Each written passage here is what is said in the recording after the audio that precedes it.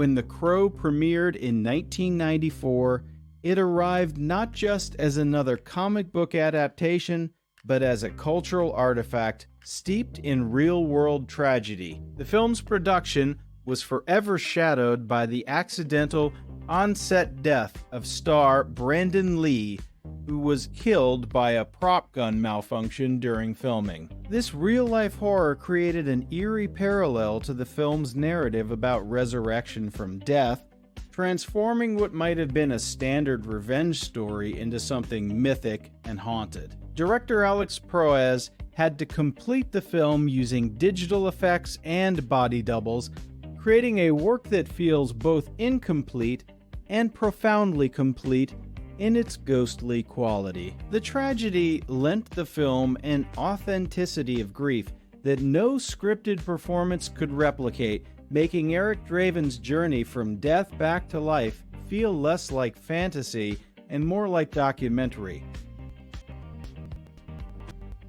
Visually, The Crow established a Gothic aesthetic that would define alternative culture throughout the 1990s. Proyas created a rain-soaked, perpetually nocturnal Detroit that feels less like a real city and more like a graphic novel come to life. The film's color palette is dominated by blacks, deep blues, and sickly greens, with occasional bursts of violent red during fight sequences.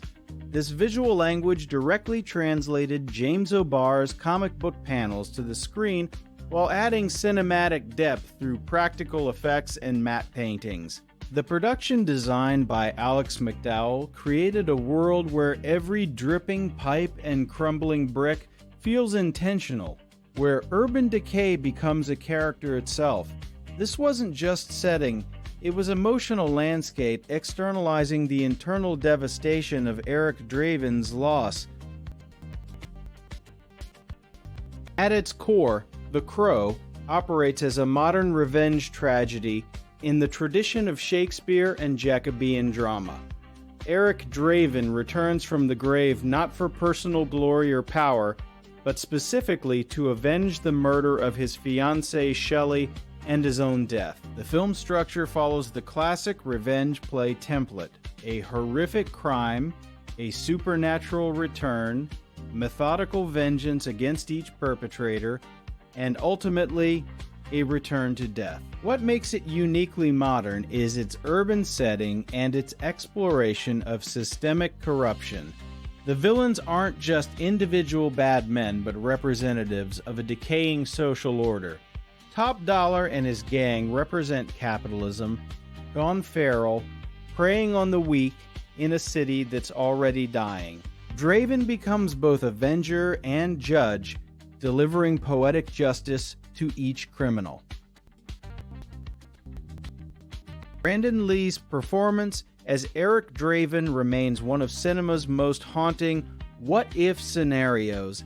Lee brought a physical grace and emotional depth to the role that transcended the material, combining martial arts precision with genuine pathos. His background as the son of martial arts legend Bruce Lee added another layer of tragic resonance, creating a film dynasty cut short twice. Lee understood that Draven wasn't a traditional superhero, but a grieving lover trapped between worlds, and he played the character with a melancholy that feels authentic rather than performative. The scenes he completed before his death show an actor fully committed to the role's physical and emotional demands, from the balletic fight sequences to the quiet moments of remembrance at Shelley's grave.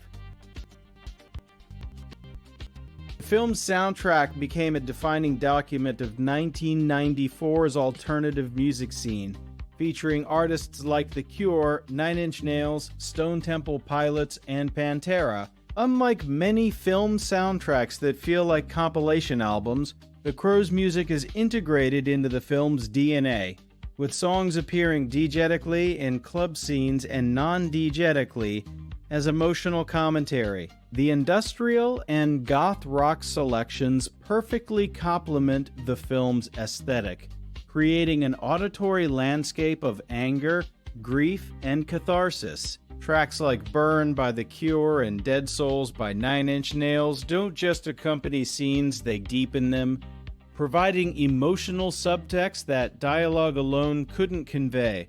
The soundtrack went triple platinum, proving the film's cultural impact extended beyond cinema. James O'Bare's original comic book, created as catharsis after his own fiance's death, provided the emotional foundation that made the film resonate. O'Bare wrote and drew The Crow over several years, pouring his grief into every panel. The comic's black and white aesthetic, influenced by German expressionism and punk zines, created a visual language of stark contrasts that Proyas translated into cinematic shadows and highlights. O'Bare's story was deeply personal. Each villain represented a different aspect of his pain, and Eric Draven's journey mirrored his own struggle with loss. The film adaptation maintained this emotional core while expanding the world visually, creating a rare example of a comic book movie that understood and respected its source material's emotional truth. The film's villains, led by Michael Winkett's Top Dollar, represent a hierarchy of corruption that Draven must systematically dismantle. Unlike many comic book villains who seek world domination, these are street-level criminals motivated by greed, sadism, and petty power. Top Dollar's philosophical musings about chaos and order give him intellectual weight, while his sister Lover Micah represents mystical corruption. The lower-level thugs, Tintin, Funboy, Skank, and T-Bird, each have distinct personalities and methods, making their comeuppances feel individually deserved rather than generic. This attention to villain characterization elevates the revenge narrative from simple action to moral drama, forcing viewers to consider what justice means in a world without institutional recourse. Cinematographer Dariusz Wolski's visual approach created the film's signature look through practical techniques rather than digital effects. Using anamorphic lenses and custom filtration, Wolski achieved the film's high-contrast, desaturated appearance in camera. The famous rain effects were created with fire hoses and careful lighting to make every droplet visible. Night scenes were shot using available light augmented with practical sources, giving the film a documentary-like texture despite its fantastical elements. Wolski understood that the film's emotional power depended on visual authenticity. The world needed to feel tangible and decayed, not stylized and clean. This commitment to practical filmmaking gives The Crow a tactile quality that CGI-heavy films lack, making its supernatural elements feel grounded. The film's legacy extends beyond cinema into fashion, music, and subcultural identity.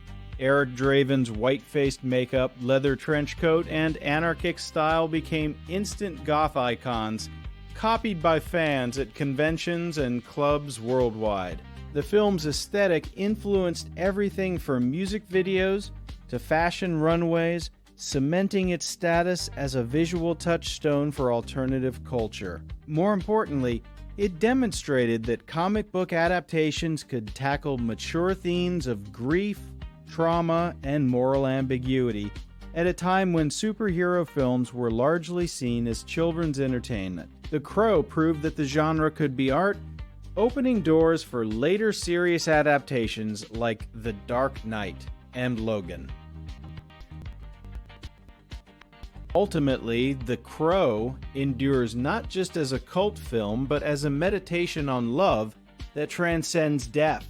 The film's central thesis, that love is stronger than death, gives its violent revenge narrative emotional weight. Eric Draven doesn't return for hatred of his killers, but for love of Shelley, and his final reunion with her in death completes the story's emotional arc. In a genre often criticized for nihilism, The Crow offers a surprisingly hopeful message about the permanence of connection. The film asks what we would sacrifice, what boundaries we would cross for those we love, And in doing so, becomes not just a story about vengeance, but about the human capacity to love beyond all reason or limitation.